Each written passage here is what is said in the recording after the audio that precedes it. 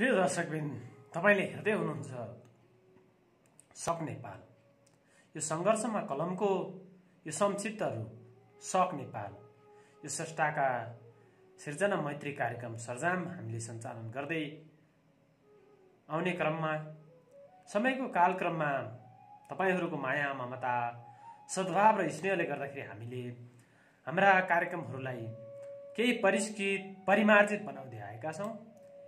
यसै क्रममा हामीले साप्ताहिक रूपमा हरेक हप्ताको एक दिन अर्थात् शनिबार बिहान 8:15 बजे एउटा साहित्यिक कार्यक्रम सरजाम, स्रष्टाका सिर्जनाहरू मैत्री, स्रष्टाका सिर्जनाहरूलाई प्रस्तुत गर्ने, स्रष्टाका सरजामहरूलाई प्रस्तुत गर्ने स्रष्टाका सिर्जना मैत्री कार्यक्रम सरजाम सञ्चालन गर्दै आएका थियौं र त्यसको रजत श्रृङ्खला पूरा गर्दाको अवधिसम्म आइपुग्दा तपाईहरूले देखाउनु भएको सदाशयता प्रतिक्रियाले गर्दाखेरि हामीले त्यस पछाडिका श्रृङ्खलाहरूमा विभिन्न समय सन्दर्भहरूलाई, विभिन्न धर्म संस्कार संस्कृतिसँग जोडिएका पर्वहरूलाई, उत्सवहरूलाई र विभिन्न दिवसहरूका सन्दर्भमा पनि हामीले यी संक्षिप्त जानकारीहरू, चिनारीहरू प्रस्तुत गर्दै आएका छौं र यसै क्रममा यसरी चिनारीहरू प्रस्तुत गर्ने, विभिन्न दिवसहरूको बारेमा जानकारी गराउने अभिप्रायले अगाडि बढ्ने क्रममा आज मे 17 अर्थात् विश्व दूरसञ्चार दिवसको सन्दर्भ पारेर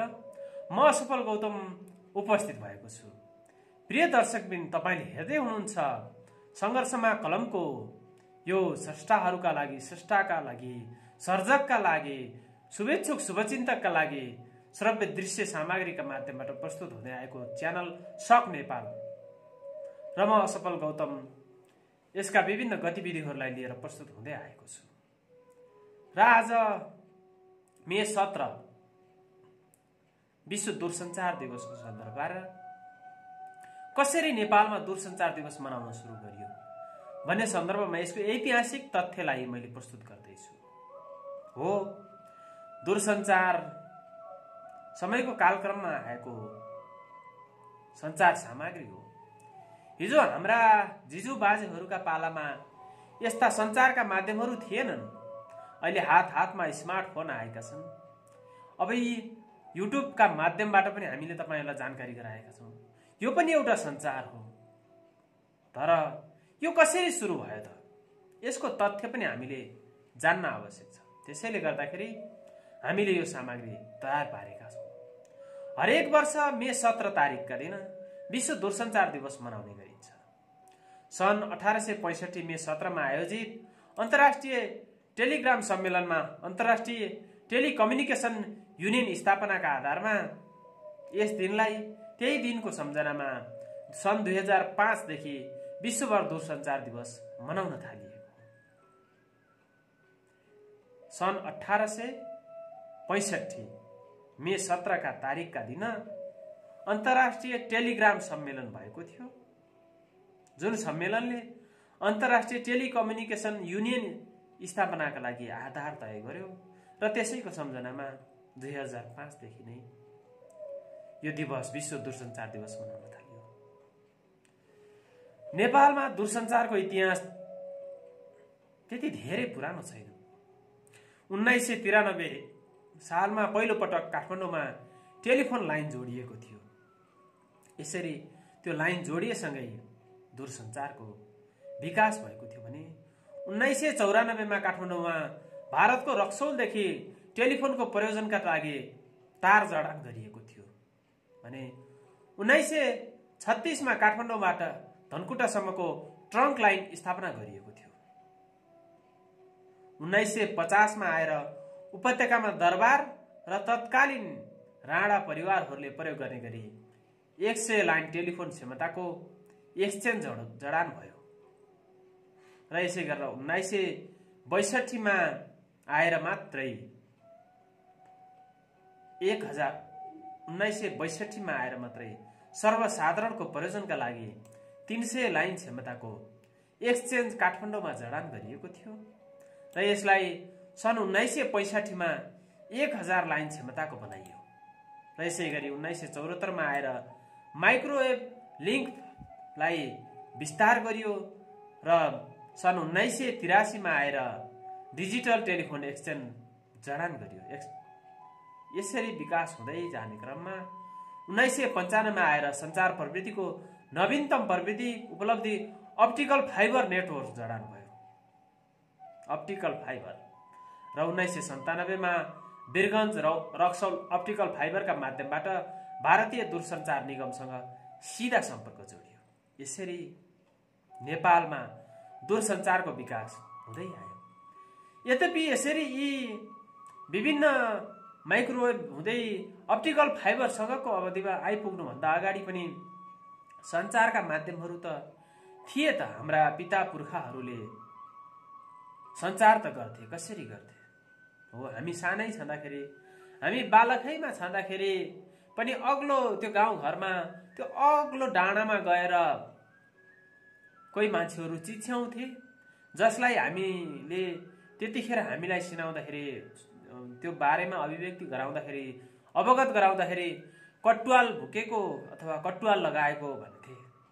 हाम्रा हजुरबा हजुरआमाहरूले त्यो भन्नुहुन्थ्यो, यो कटुवाल लगाएको रहेछ, कटुवाल फुकेको रहेछ आज, सुन त बाबु नानी यो के भन्दैछन् तिनले भनेर कान ठाडा गरेर त्यो अल्को डाँडोबाट बोलेका ती मान्छेको आवाजलाई कान ठाडा गरेर सुन्ने सञ्चारको माध्यमबाट हाम्रा पिता पुर्खाहरू हुर्केर आएका थिए।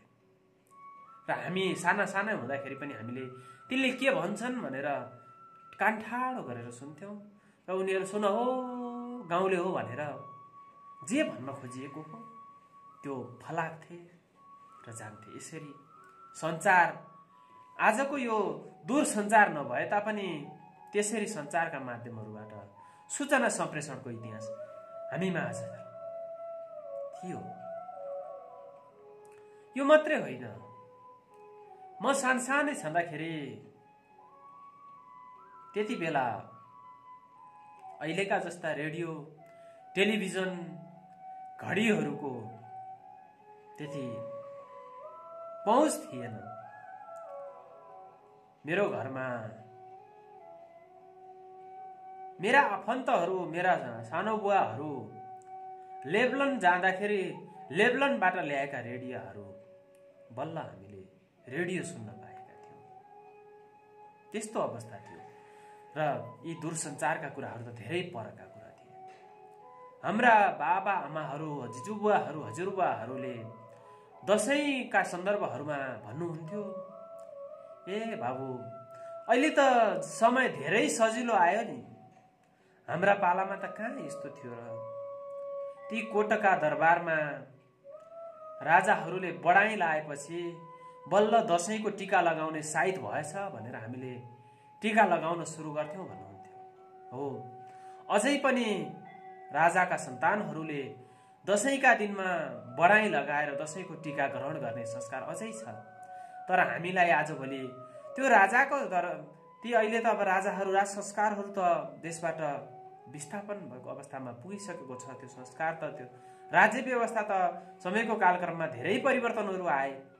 तर पनि के थियो त हिजोको तथ्य भन्दाखेरि हाम्रा पिता पुर्खाहरू, तिनै राजाका सन्तानले त्यो कोटको दरबारमा दसैँको टीकाको साइतमा लगाएको बढाईलाई कान ठाडा गरेर सुनेर टीकाको साइत भएछ, अब टीका लगाउनु पर्छ भनेर साइत छोप्नुहुन्थ्यो। र आज समय कस्तो आयो भन्दाखेरि नयाँ वर्ष लाग्न नपाउँदै दसैँको टीकाको साइत क्यालेन्डरमा अङ्कित भएर आउँछ। रेडियो टेलिभिजनहरूले साइत फुक्न थाल्छन्। यो सबै यही सञ्चारका माध्यमले भएको परिवर्तन हो। यी हाम्रा हिजोका ऐतिहासिक तथ्यहरूलाई मैले यहाँ जोडेँ। यसरी 1997 मा वीरगञ्ज रक्सौल अप्टिकल फाइबरका माध्यमबाट भारतीय दूरसञ्चार निगमसँग सिधा सम्पर्क जोडिसकेपछि नेपालको दूरसञ्चारले निकै विकसित हुने मौका पाएको थियो र सन् 1999 मा नेपालमा पहिलो पटक मोबाइल फोनको सुरुवात भयो भने सन् 2000 मा आएर मात्रै इन्टरनेटको व्यावसायिक सुरुवात भएको थियो। र यसरी सुरुवात हुँदै जाने क्रममा 2003 मा आएर बल्ल प्रिपेड मोबाइलको सेवा विस्तार गरियो भने 2005 मा आएर सिडिएमए फोन सेवाको थालनी भयो र 2008 मा टेलिफोन लाइनका माध्यमबाट सञ्चालन हुने एडीएसएल प्रविधिको ब्रोडब्यान्ड इन्टरनेट सेवा पनि सुरु भयो र 2010 मा आएर सिडिएमए प्रविधिको भिडियो इन्टरनेट सुविधा सुरु भयो र सन् 2013 सँगै इन्टरनेट प्रविधिमा वाइम्याक्सको पनि आगमन भयो। यसरी सञ्चार क्षेत्रमा दूरसञ्चारका क्षेत्रमा सरकारले विभिन्न प्रविधिहरू भित्र्याउँदै यसको विकास गराउँदै आयो र नेपालमा सबैभन्दा बढी दूरसञ्चारको विकास भएको भने प्रजातन्त्रको पुनरागमन पश्चात नै हो र सब यति छिटो यसले प्रगति गर्यो कि सूचना प्रविधिको प्रमुख क्षेत्रमा का रूपमा आधारभूत टेलिफोन सेवा, आधुनिक मोबाइल सेवा र इन्टरनेट सेवाको तीव्रता रूपमा विकास हुँदै गयो। सरकारले नै एउटा महत्त्वाकांक्षी योजना जुन समयलाई त्यसलाई एउटा महत्त्वका रूपमा निकै महत्त्वका रूपमा हेरिन्थ्यो, हातमा मोबाइल र घरमा इन्टरनेट भनेर जस्ता खालका स्लोगनहरू बनाएर त्यसलाई अगाडि बढाउँदै लग्यो। यस्ता कार्यक्रमहरूलाई प्राथमिकता दिनै जाने क्रममा नेपालमा सबै प्रकारका टेलिफोनका सेवाहरूको उपभोग गर्नेहरूको संख्या लाखौं, हजारौं होइन करोडौंको संख्यामा पुग्यो र 5 वर्ष अगाडि, आजभन्दा 5 वर्ष अगाडि अर्थात् 2016 को जनवरीमा गरिएको सर्वेक्षणले झण्डै 2,95,50,638 टेलिफोन सेवा उपभोग गर्नेहरू उपभोक्ता पुगेका थिए र तत्कालीन समयमा त्यो जनसङ्ख्याको हिसाबले 11% बढी थियो। र यो कसरी भयो? जनसङ्ख्या भन्दा पनि बढी भयो। त्यो स्वाभाविक हो। किन त भन्दा एउटै व्यक्तिले विभिन्न कम्पनीहरूका टेलिफोनहरू बोकेर हिँडेका छन्। अहिले 2वटा टेलिफोन नबोक्नेहरू, 2वटा सिम नबोक्नेहरू, 3वटा सिम नबोक्नेहरू मान्छेहरू बिरलै भेटिन्छन् र एउटै व्यक्तिले 2-3वटा कम्पनीहरूको टेलिफोन मोबाइल बोकेर हिँड्दाखेरि यस्तो भयो। प्रविधि दूरसञ्चारले यसरी विकास गर्यो, यसरी विकसित हुँदै आयो भनेदेखि जुन त्यतिखेर टेलिकमले गरेको तथ्याङ्क थियो त्यो अनुसार फिक्स टेलिफोनको लाइन संख्या 8,47,76,076 पुगेको थियो भने मोबाइल 2,78,56,631 र अन्य विभिन्न कम्पनीहरूका टेलिफोनहरू गरी 8,46,931 को संख्यामा यो टेलिफोनहरू प्रयोग गरेका प्रयोगदाताहरू पुगेका थिए। यसरी हिजो हाम्रा पिता पुर्खाहरूले कोर्टका दरबारहरूमा बढाई लगाएका सन्दर्भहरूलाई सूचनाका रूपमा ग्रहण गरेर विभिन्न अग्ला डाँडाहरूमा कटुवाल लगाएर सूचना सम्प्रेषण गराएका कथाहरूलाई, यथार्थहरूलाई भोगेर आज हामीले सुन्दा कथा लाग्ने ती दिनचर्याहरू भोगेर आए। समयको कालक्रममा दूरसञ्चार विकास हुँदै गयो।